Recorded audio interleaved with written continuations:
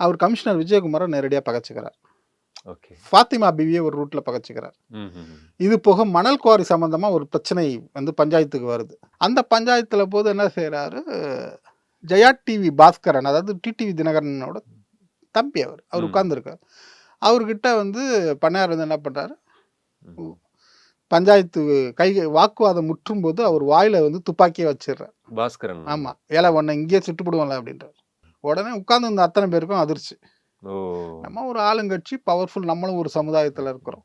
சொல்லிட்டு ம். அப்ப டிடிவி தினகரன் வந்து இவர சமாதானப்படுத்துறார். பண்ணையார பண்ணையார் போங்க பண்ணையார், நாளைக்குள்ள நல்ல செய்தி வரும். இதெல்லாம் ஒண்ணும் மனசுல வச்சுக்கிறாதீங்க. ம். உங்களுக்கு தெரியும் பண்ணையார் அப்படி சொல்லி அனுப்புறார். இப்படி பலவித காரணங்கள் இருக்கு. ஓகே. இதனால தான் அவர் சுட்டுக் இப்படி கொல்லப்பட்டார்னு சொல்ல முடியாது. சுத்திலும் அவரு தன்னுடைய கட்ட பஞ்சாயத்து மூலமாவும், தொழில் மூலமும் பகைகள வளர்த்துக்கிட்டே ஆமா. போறார். நண்பர்களுக்காக அவர் வந்து பஞ்சாயத்துல இறங்குறார். ஆக்சுவலா அவர் பஞ்சாயத்துல இறங்கி பணம் சம்பாதிக்கணும்னு அவசியம் கிடையாது. ஆமா. அவரு பெரிய பணக்காரர் அதுதான். சென்னையில வந்து இது ஒரு பொழுதுபோக்கா நண்பர்களுக்கு ஒரு ஆப்ளிகேஷனா அவர் பண்ணி கொடுக்குறார். சரி நம்ம ஆளுங்க பொழைச்சுப்போ அப்படின்னு சொல்லிட்டு அவர் அந்த வேலையை செய்து கொடுக்குறார். அது அவருக்கு வினையா மாறுது.